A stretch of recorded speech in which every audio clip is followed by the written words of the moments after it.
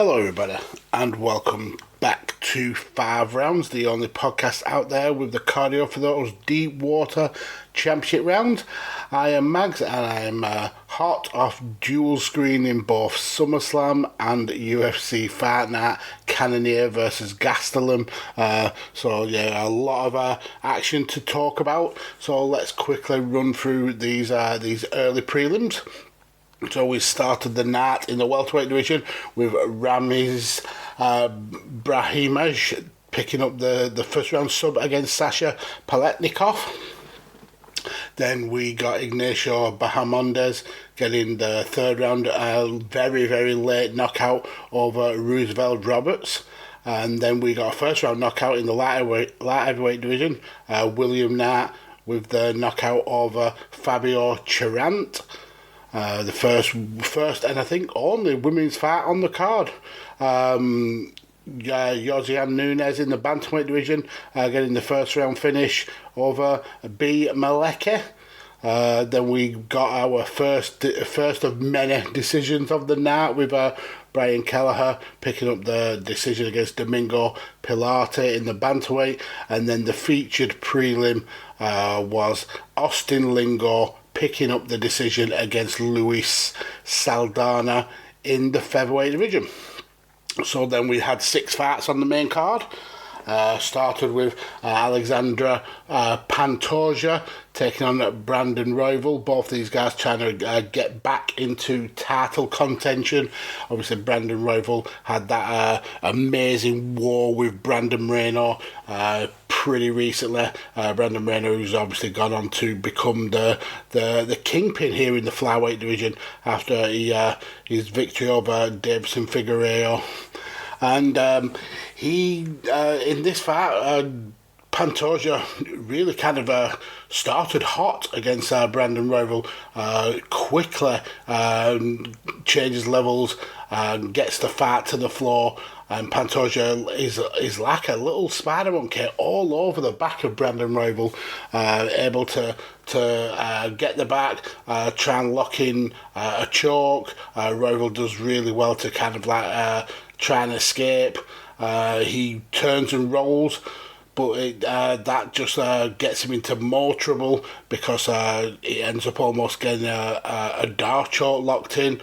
Royval is able to actually pull away and actually turns into the leg and looking for the ankle submission. So we get both guys locked up in kind of almost like a figure 4 leg lock style move, hammer fisting each other whilst, that sounds so wrong, but laying in hammer fists whilst trying to set up the heel hook. Eventually Royval realises it's not quite there, tries to adjust, and as he does, Pantoja is able to get free and we get back to the feet. That's where Pantoja really kind of started laying in with some great right jabs, really found his range quickly, and took a big lead in this first round for me. Was really, really impressive.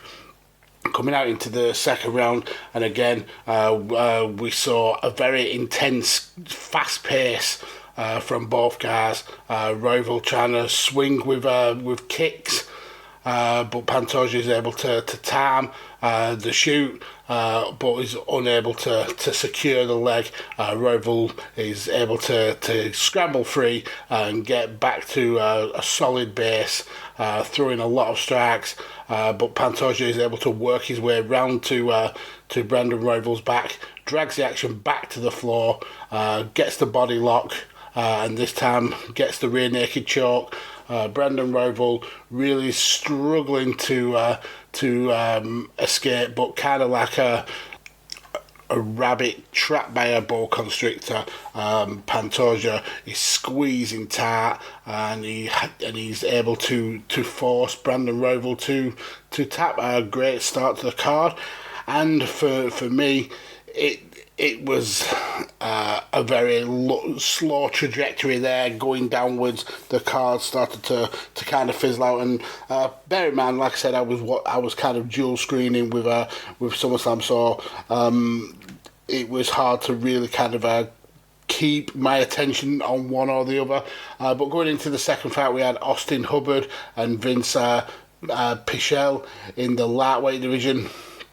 And this went to decision. All three judges gave it unanimous to Vince Pichel, and it was a fair result. Vince Pichel was much harder with the early kicks, which swept Hubbard off his feet.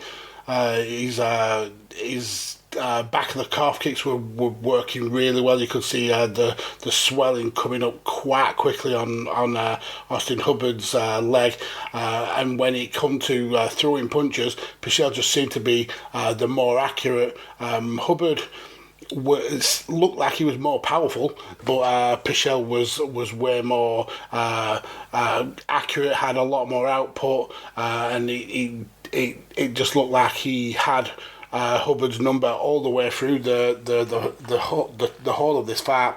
Coming towards the end of the first round, there was a bit of an eye poke from Hubbard. Pichel says he felt that he was good, but referee Keith Peterson makes him take a little bit of time to make sure that everything's okay.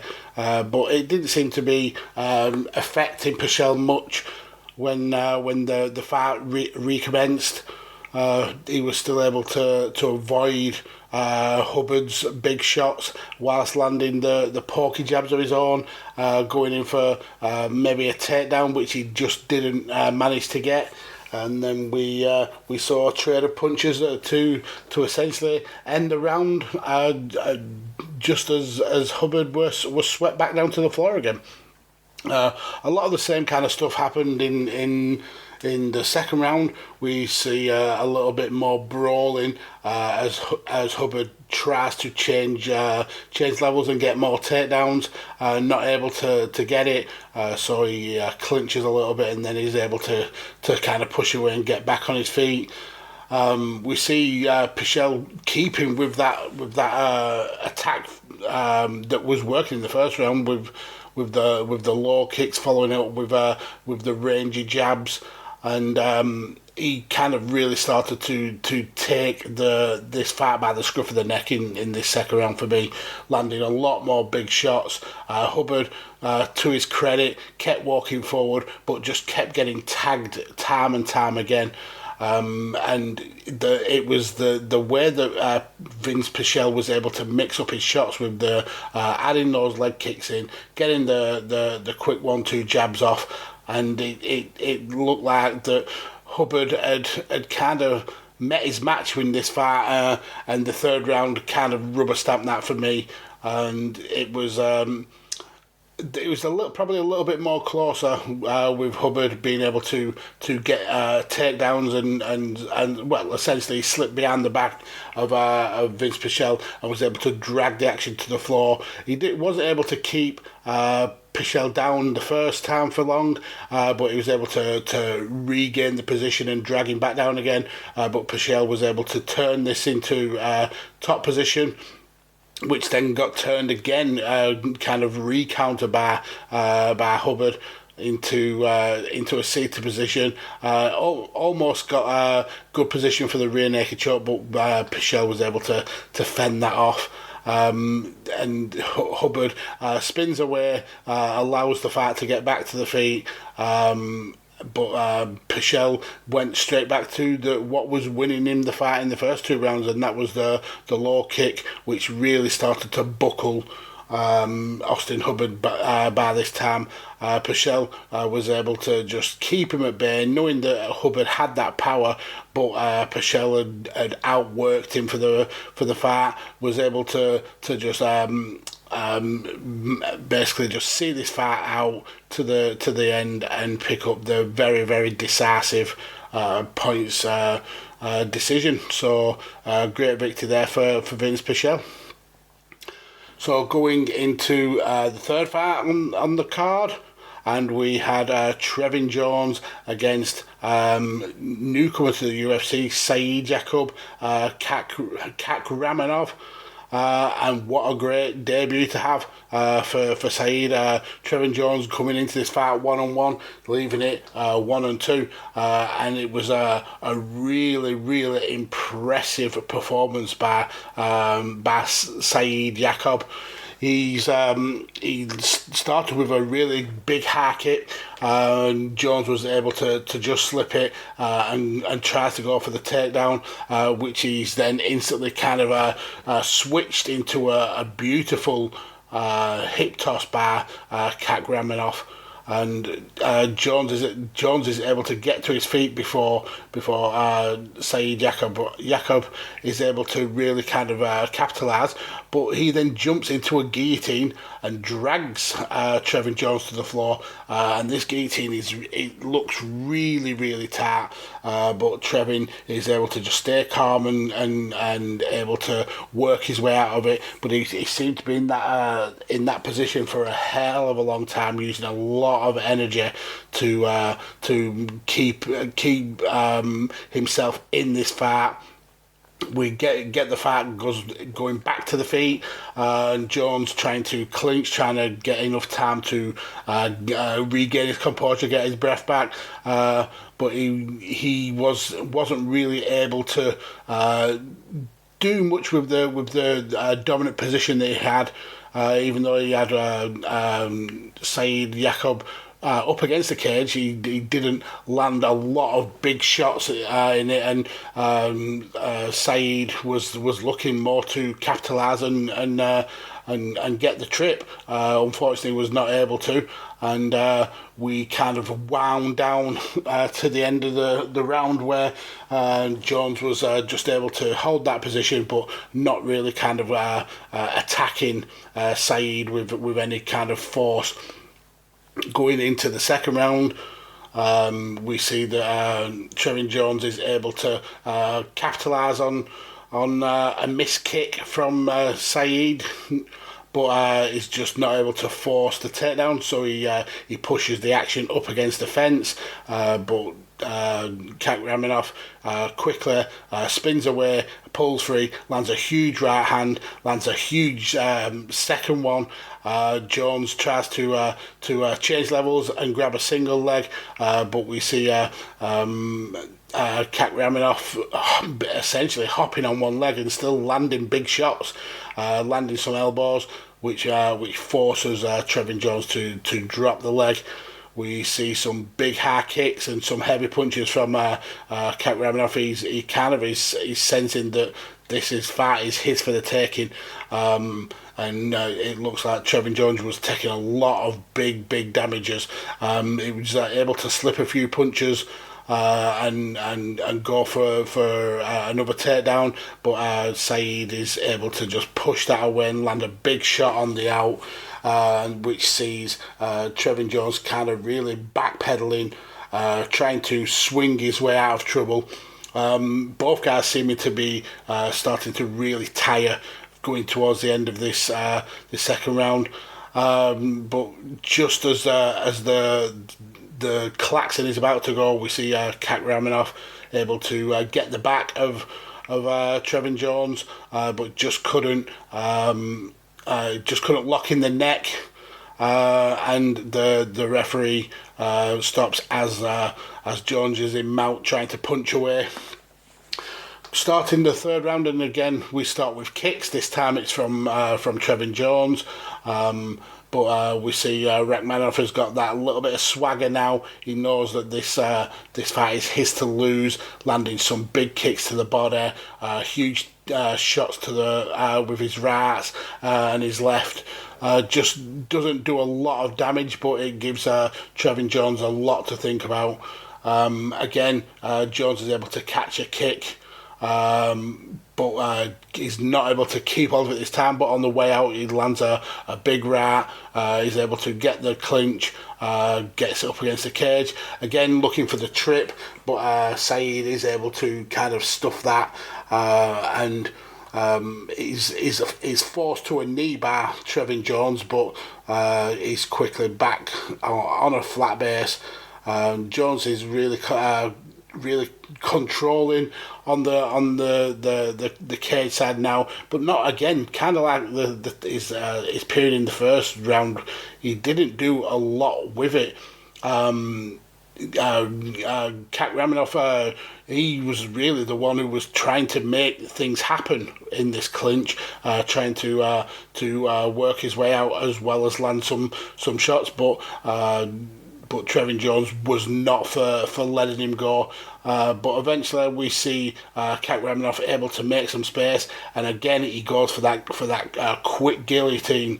This time it's a stand-up guillotine. Kakramanov puts his back to the cage to give himself a little bit more opportunity to posture up and really kind of stretch Trevin Jones's neck. Unfortunately for Trevin Jones, he's not able to pull free this time. The squeeze is very tight. Kakramanov lets the hold go, and we see Trevin Jones go limp, and he drops to the floor with about 20 seconds of the round to go. And Saeed Jakob Kakramanov, he's got his debut win in the UFC, so a great victory for him in the bantamweight, and someone to certainly be looking forward to. So going into the second half of this main card, we go into the heavyweight division, and it's Parker Porter versus Chase Sherman, and this was. It was a slugfest. These two aren't exactly known for being technically skilled in terms of grappling or wrestling. These just come and want to beat the living piss out of each other. And kind of like the previous fight, there's a lot of low leg kicks that land, especially from Porter. He lands quite a lot of them. Sherman he's more intent on throwing the jabs, and quite a few of those land. But in this first round, while Sherman did land quite a few of those jabs, he was able to make Porter bleed from the nose. I think that Porter landed more of the cleaner shots, especially in the first 3 or 4 minutes of this round. He eventually catches a kick thrown by Chase Sherman, gets the trip, is able to drag the action to the ground, tries to push up for some ground and pound. Chase Sherman is able to manage to control the wrists and slow down the pressure from Porter. But it was certainly a very dominant position for Parker Porter to end the round in. He's able to press down on the neck and land a few big punches, nothing too really serious, but enough there to give the judges something to think about going into the second round. And again, Porter kind of took the impetus in the second round, landing quick jabs and a right hook. Sherman kind of then goes into attack mode, tucks his chin down, starts swinging away, started throwing the leg kicks, and we get a little period where it's leg kick for leg kick, just keep tapping at each other. Sherman kind of was starting to soak up some big shots, and we get to a point where they both have really started gassing each other out now. You see Parker Porter and Chase Sherman taking some huge lungfuls of breath. So whilst the action does slow a little bit, we do see kind of the wind up for some bigger shots, especially coming from Chase Sherman. Lands a huge right to Parker, and then Parker literally fires straight back into his face and lands one of his own. Parker goes again for the takedown, but the energy level certainly isn't there. The kind of explosive power certainly isn't there. He eventually does try and land another takedown, just not able to force Chase Sherman to the ground. So we end the second round with a little bit of kind of swinging and missing, almost like Bart Simpson versus Lisa Simpson, where they were just swinging and hoping for the best. So coming out for the third round, Parker Porter seems to be the more confident. I think he kind of understands these 2 rounds up in this fight, and it's Chase Sherman that has all the work to do, and Chase seems happy to stay at the back of the cage. It's a really kind of risky strategy for someone who for me was definitely 2 rounds down. Porter goes for the takedown, kind of like in the second round, not able to pull it off. And essentially, these 2 guys were absolutely exhausted, and the output in this third round is at a snail's pace. Very slow punches, easy to telegraph for the opponent. Not really landing much until we get to the last couple of minutes, and we see Chase Sherman picking off a few shots, but for each one that he lands, Parker Porter is able to land one himself. We get an accidental kick to the groin, which gives both fighters a little bit of a reprieve. We take about a minute or so for Chase to kind of gather his marbles, I suppose. We get back to the action, and Chase Sherman knows he needs to do something, comes out swinging, but Parker Porter, to his credit, is able to keep there swinging with the best of them, bobbing, weaving. The fight ends essentially where it began, on the feet, and Parker Porter picks up the unanimous decision. One judge giving Chase Sherman the second round, but essentially it was a unanimous decision. So let's get into this co-main event now. Mark O. Madsen, the Olympian, taking on Clay, the Carpenter Guida, here in the lightweight division. This was a really close, tight fight. Obviously, both these guys really excel in wrestling, but we also know that Clay Guida has got that very excitable, dynamic, bouncy energy.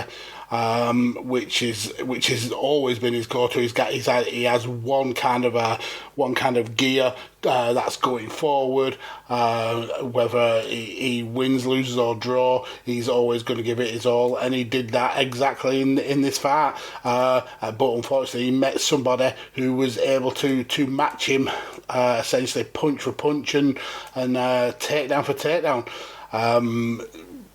For me, Marco Madsen is becoming one of the more interesting fighters to watch in this lightweight division. So we start with big punches from both guys, but after a few minutes, we see Madsen really kind of try and take control, try and get the fight to the ground, obviously using that Olympic level wrestling base. But Clay Guida is having none of it, pulls away, tries to land big shots on the way out, which one of them really kind of almost buckles Mark Madsen, but he's able to use that to change levels. Again, Clay Guida quickly avoids the takedown. Eventually, Mark Madsen is in enough range that he's landing some big shots that he's able to attempt to pin Clay Guida up against the cage. But Clay, with that high tempo, is able to force his way out of danger. Again, he avoids quite a few more clinches. Lands a big right hand.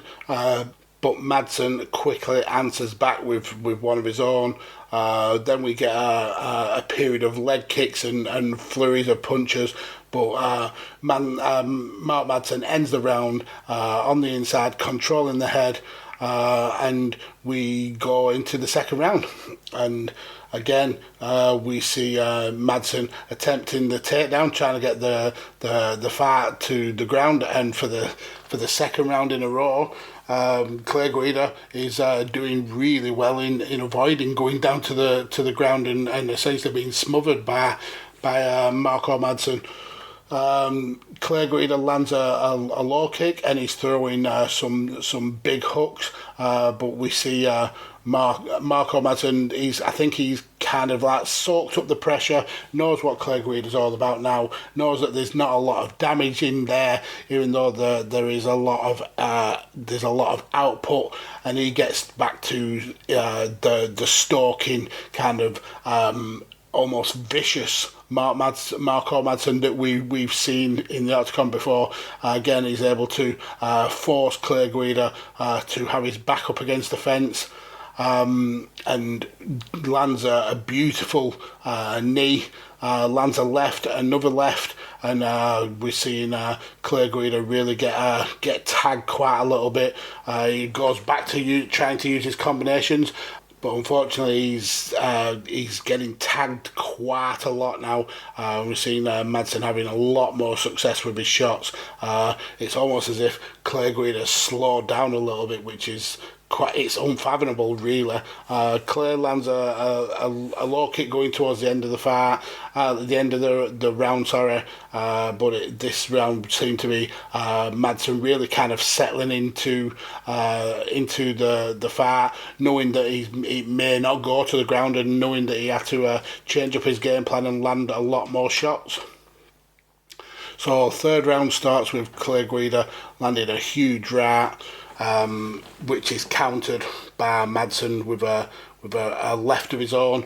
Clay goes back to the legs, and he seems to be back to the more sprightly, energetic Clay Guida that we all know. But this Marco Madsen really has got the confidence now, landing lots and lots of crisp, clean jabs whilst he walks Clay down. Clay trying to avoid Madsen and using the leg kicks as a way to keep him at bay, but it just doesn't work, and we see Madsen landing some big lefts, some big rights, landing more and more accurate shots.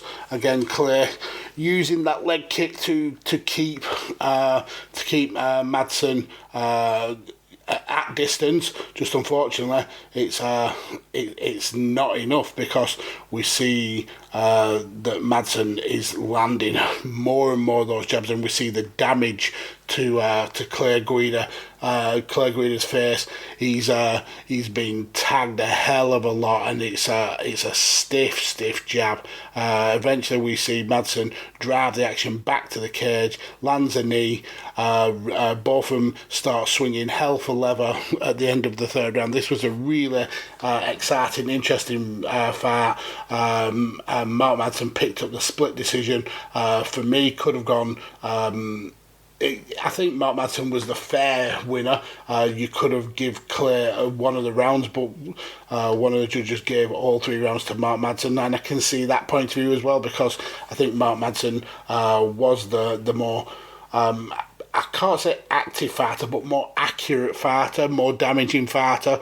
Clay's output was certainly high, but maybe just didn't have the power of Mark Madsen's. And I think what was more impressive is that when Mark realised he wasn't going to the ground, that he had a second game plan, which you don't see a lot of people who are so skilled in one proponent of MMA have that, and it's a really refreshing to see. And after the fight, he called out Gregor Gillespie, which will be a fight I'd be really interested in seeing. So then let's go to the main event. The fight this card was based around Jared Cannonier on his return to the middleweight division, taking on Kelvin Gastelum, who's on a bit of a losing streak, even though he's fighting some big name fighters and killers in these streets.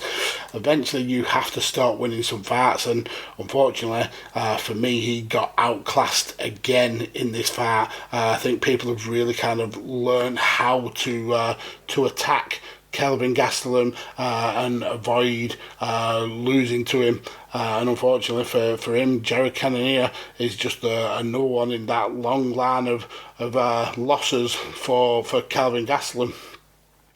and a lot of the rounds were pretty similar, to be fair. The focus was on Gastelum keep getting tagged with those right hands. The issue is he's again kind of like Clay Guida. He's not afraid to put himself in the danger zone to land big shots. The problem is he doesn't land enough of those big shots to warrant the shots that he takes. And in the first round, he certainly took a hell of a lot of big shots. He certainly gives some shots of his own back.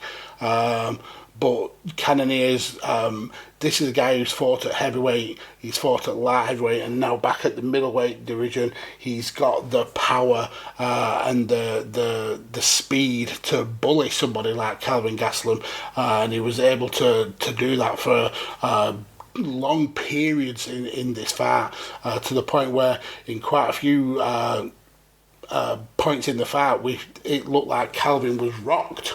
A couple of times he was actually knocked down, and there was at least one where he was sat on the floor because of the shot. Fair play to Gastelum, he was able to last the fight out. He's got a chin like granite, and still is able to, even when he's been rocked, to quickly recover and start firing back, almost like a Terminator. But all the way through this fight, he was getting tagged with some huge shots.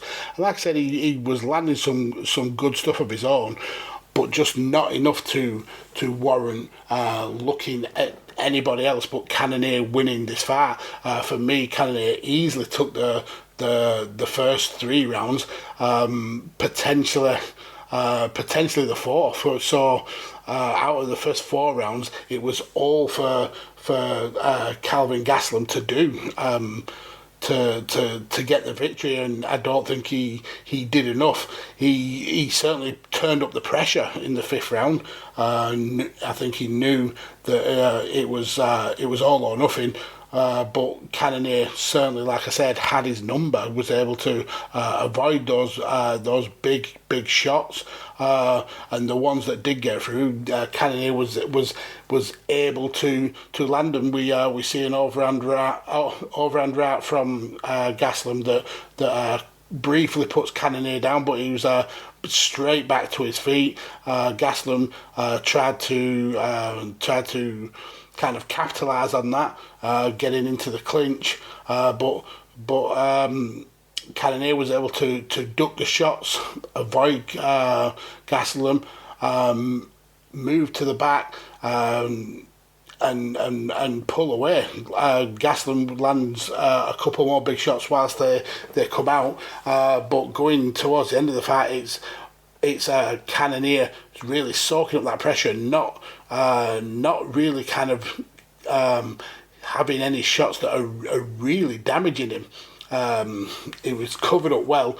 Gastelum was landing a few of the big shots, but nothing that worried Cannonier, especially when he's built up enough points in those first 4 rounds to justify being able to soak up the pressure in this last round. And the fact that it went to the judges, I don't think anybody was surprised when it was given as a unanimous decision to Jared Cannonier. I think the biggest surprise was that they give 2 rounds to Kelvin Gastelum and not just the final round. I think if there's any round that I would say could be a bit of a debate, it may be the second one, but for me, I think that Cannonier did enough in that round to maybe say that there was an argument that he won the round, but the fact is, over the 25 minutes that this fight went, Jared Cannonier landed a hell of a lot more shots. He landed a hell of a lot more takedowns. Kelvin Gastelum actually scored 0 out of his 8 attempts at a takedown, so he was really kind of bullied in this fight. And Jared Cannonier looking to be one of the people who I don't think he's faced Israel Adesanya for the title, so that'll be an interesting pick. But one thing that maybe does need bringing up is that Robert Whittaker absolutely destroyed both of these opponents. So I think it just goes to show just how much Robert Whittaker gets slept on by huge sections of the MMA community. So maybe it's time to put a little bit of respect on Bobby Knuckles' name. But yeah, essentially that's a UFC Fight Night, Cannonier versus Gastelum all wrapped up. So we have got a UFC next weekend as well. It's Edson Barboza versus Giga Chikadze. So that'll be an interesting fight in the featherweight division. We've also got Kevin Lee versus Daniel Rodriguez on the card, and Gerald Meerschaert, who seems to fight every other week recently. He's taking on Mahmoud Muradov. So definitely tune in next week for that. Otherwise, you can find me on the Twitter at PodfatherMags. You can follow all the great networks that provide a platform for five rounds at Visionaries Global Media, at The Chair Shot, and of course here at Radio Tekkers. But thank you all for listening, and I shall speak to you again next week.